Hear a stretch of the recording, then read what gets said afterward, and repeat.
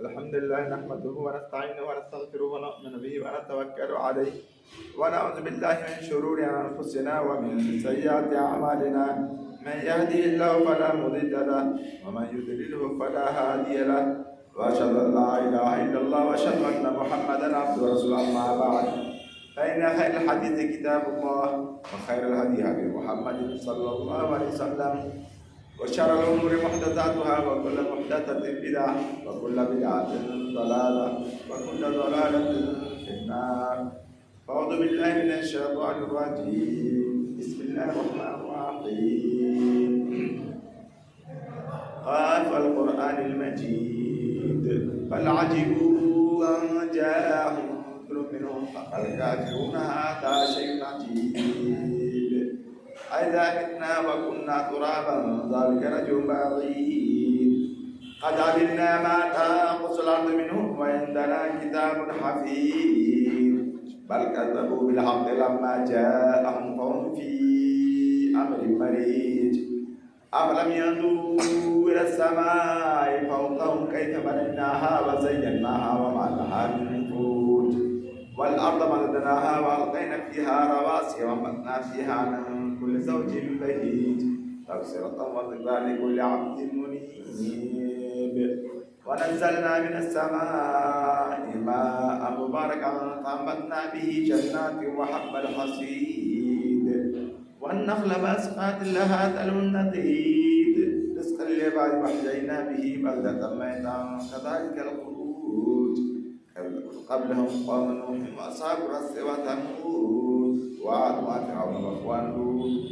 وأصحاب الأيكة وقوم تبع كل كذب رسولا فحق وعيد أفعينا بالخلق الأول بل هم في لبس من خلق جديد. بارك الله لنا ولكم في القرآن العظيم ونفعنا وإياكم بالآيات والذكر الحكيم إنه تعالى جواد كريم ملك بر ورؤوف رحيم.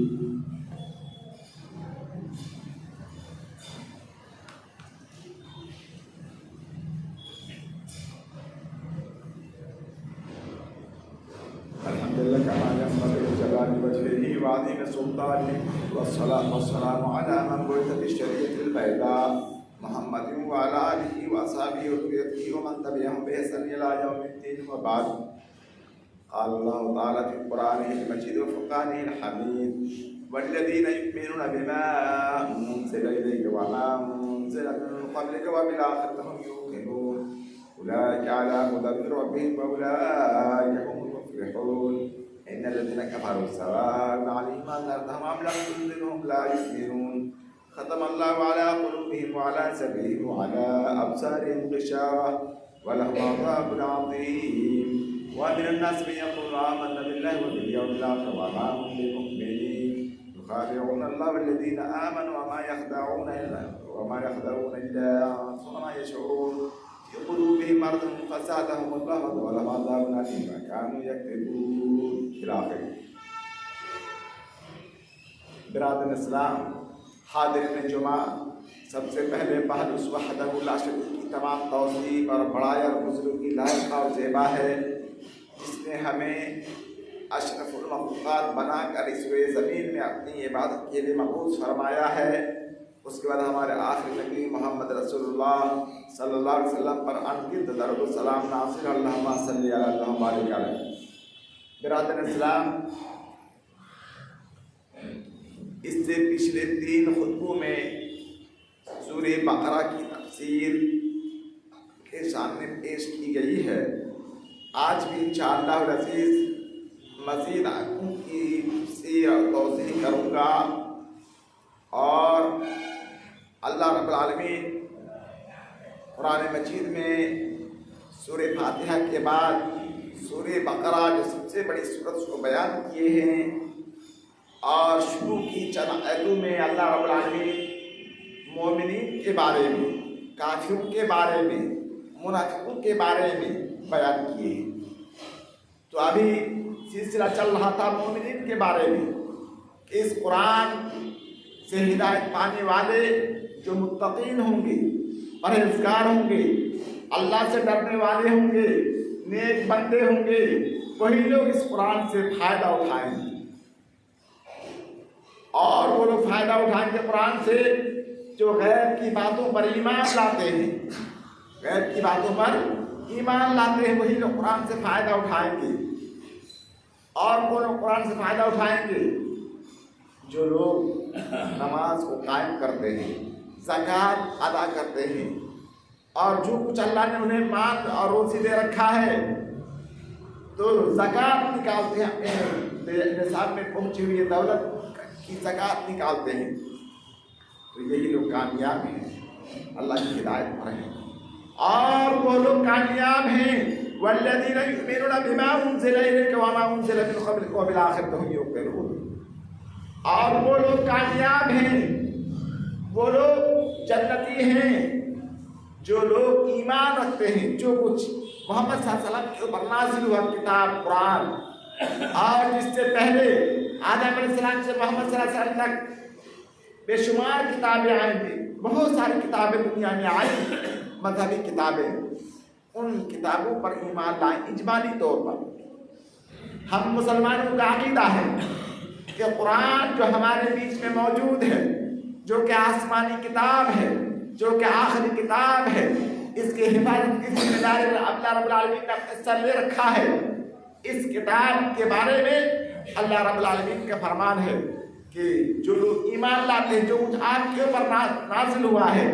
اجمالی طور پر اور تفصیلی طور پر، یہ آئی بھی کہ ذرہ برابر ہمارا اعتقاد ہے، ہمارا ایمان ہے، ہمارا عقیدہ ہے، ہم مسلمانوں کا عقیدہ ہے قرآن کے بارے میں کہ یہ اللہ کی کتاب ہے، اس میں ذرہ برابر بھی کوئی تبدیلی نہیں ہوئی ہے، اور نہ ہی تبدیلی ہوئی ہے اور نہ ہی کوئی تحریف ہوئی ہے، اور یہ قیامت قائم ہونے تک اپنی اصل حالت میں باقی رہے گا، یہ قرآن باقی رہے گا، اور آخر میں جب دنیا فنا ہونے کے قریب ہو جائے گی تب اس قرآن کو اٹھا لیا جائے گا۔ جب تک دنیا میں رہے گا یہ قرآن، اس وقت تک اس میں کوئی تبدیلی، کوئی تحریف اور کوئی رد و بدل نہیں ہوگا، یہ ہمارا عقیدہ ہے۔ والذین انزل من قبلک، اور ہم آپ سے پہلے محمد صلی اللہ علیہ وسلم جتنی بھی آسمانی کتابیں نازل ہوئی ہیں جس کا تذکرہ قرآن میں ہے، اور بعضوں کی طرف اشارہ ہے، قرآن میں قرآن کے علاوہ جن کتابوں کا اشارہ ہے وہ کیا ہے؟ توریت، زبور، انجیل،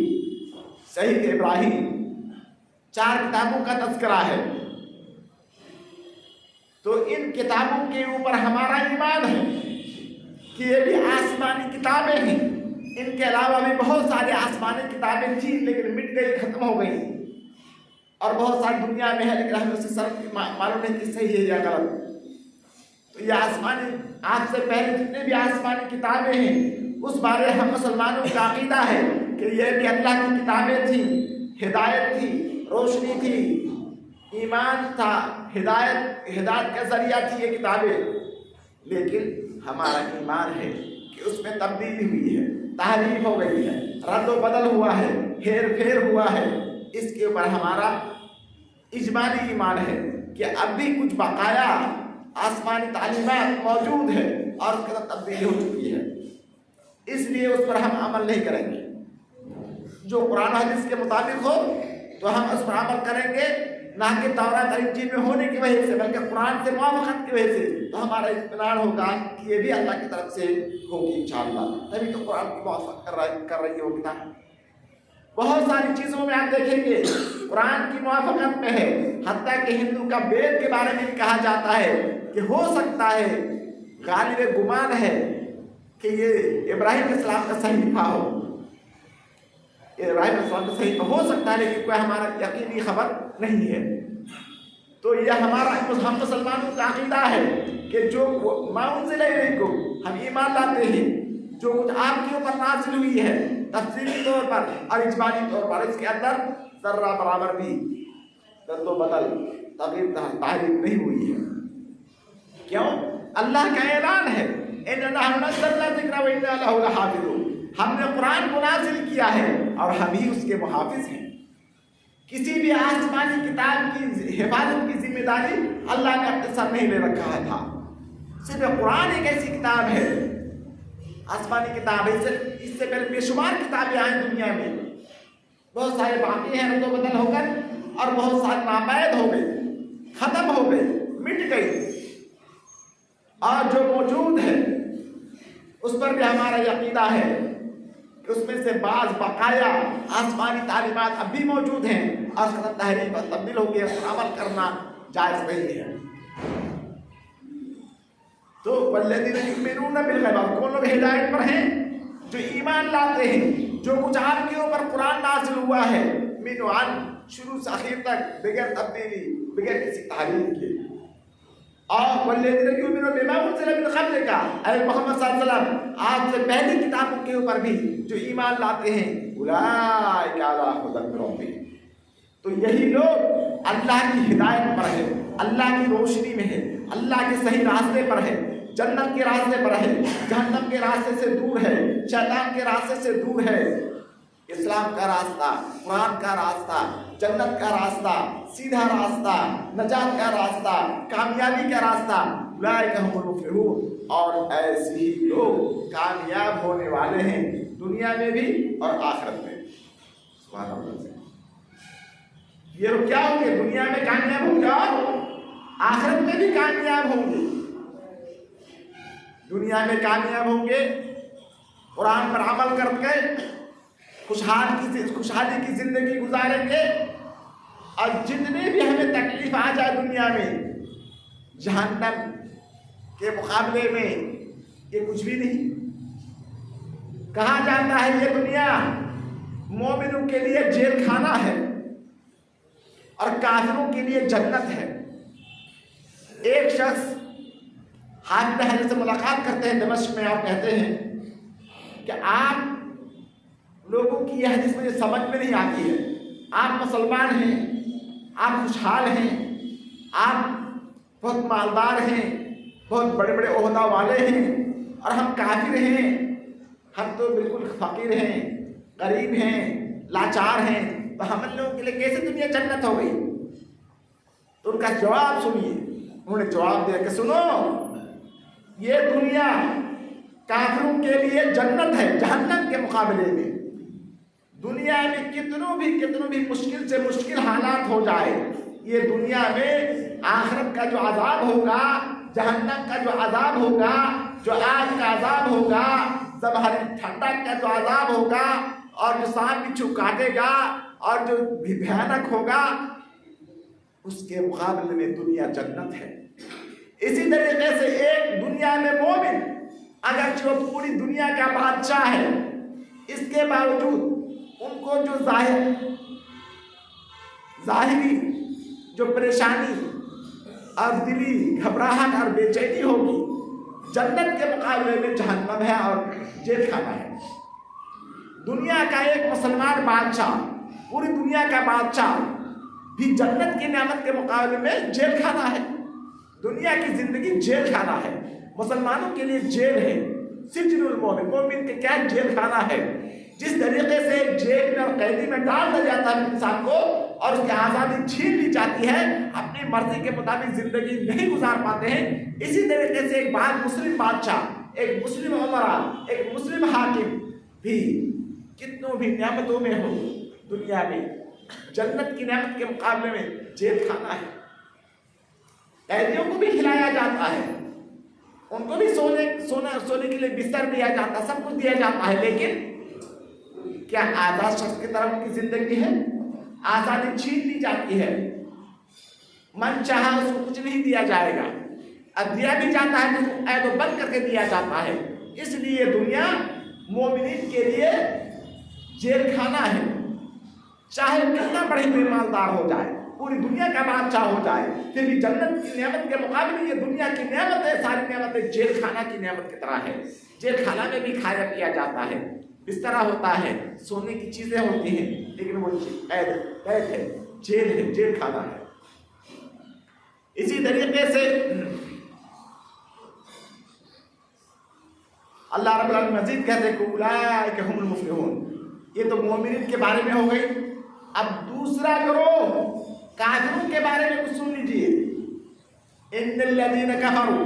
सवाउन अलैहिम अनज़रतहुम अम लम तुनज़िरहुम ला युमिनून। काफिरों का मामला ये है,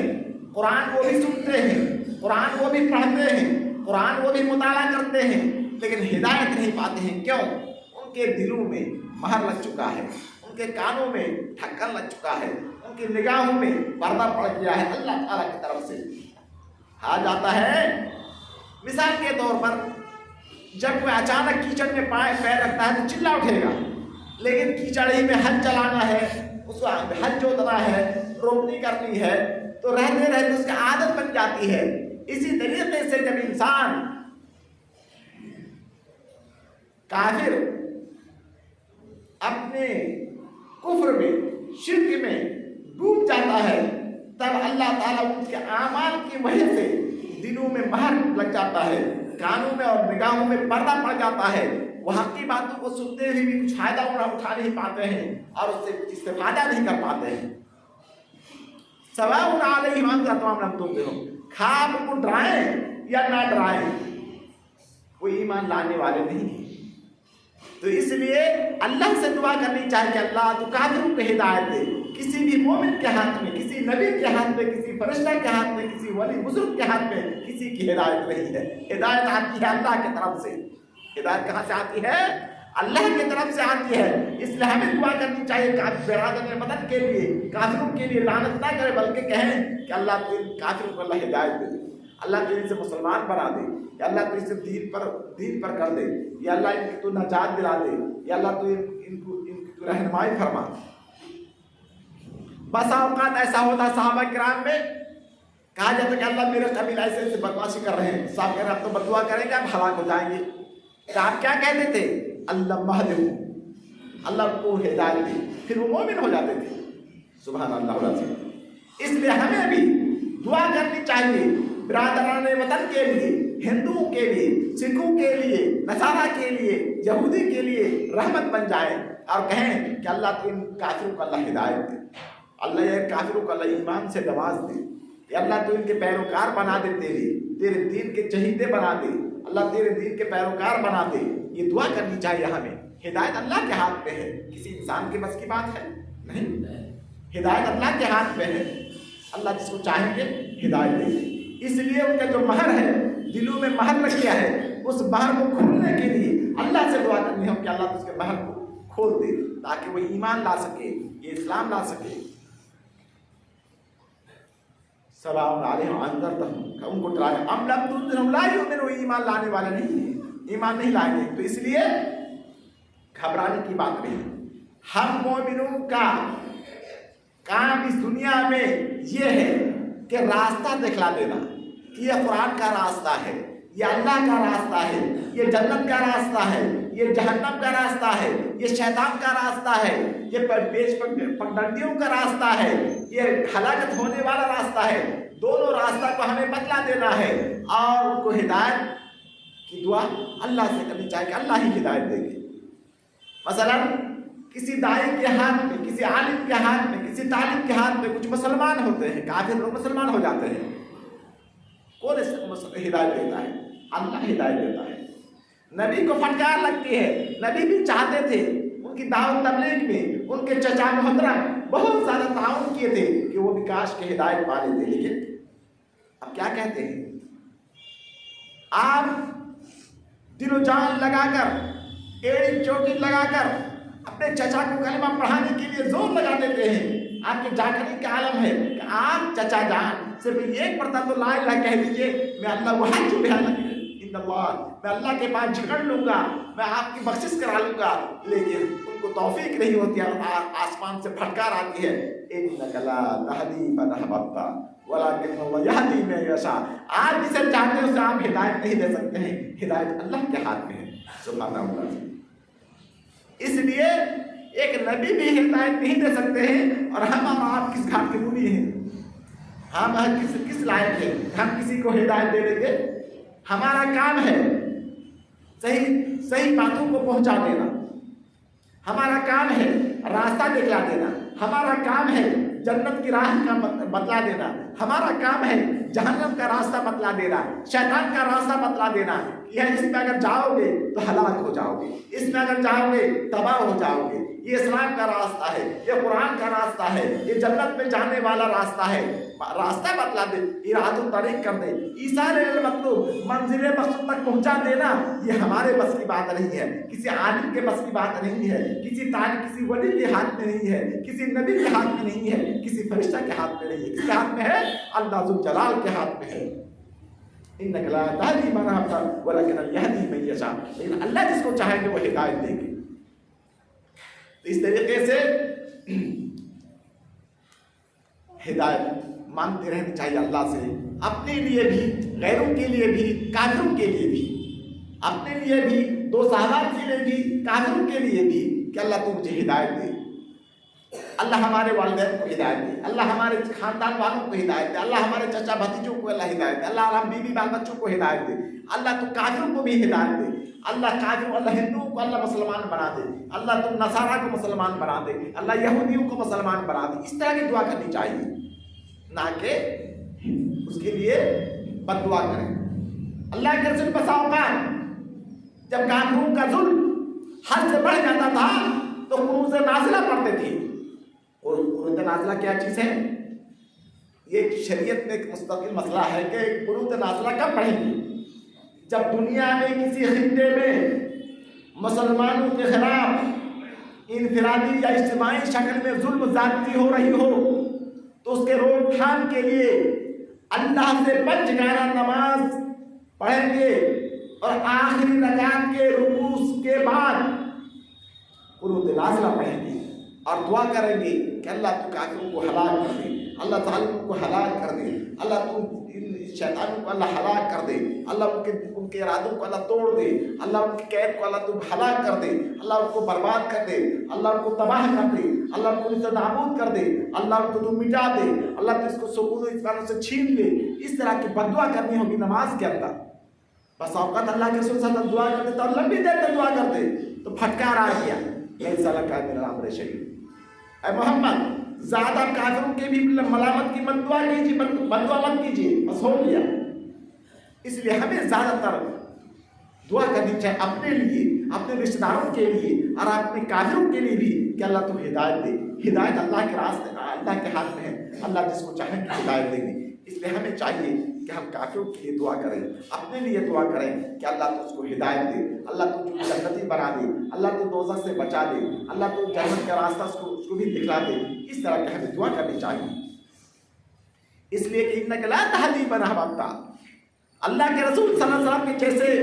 پیارے چچا جو اسلام کے لیے سب کچھ کی، اسلام کی خدمت کی، اسلام اپنے بھتیجا کے لیے جان بھی دینے کے لیے تیار تھے، ہمیشہ سوشل بائیکاٹ کیے تو اس میں بھی موجود تھے۔ جب کافروں نے مسلمانوں کا بائیکاٹ کیا تو اس میں ابو طالب پیش تھے کہ ہمارا بھتیجا کو میں زندہ رہتے ہوئے کوئی کچھ نہیں کر سکتا ہے۔ اس طریقے سے آپ کی حمایت کی، لیکن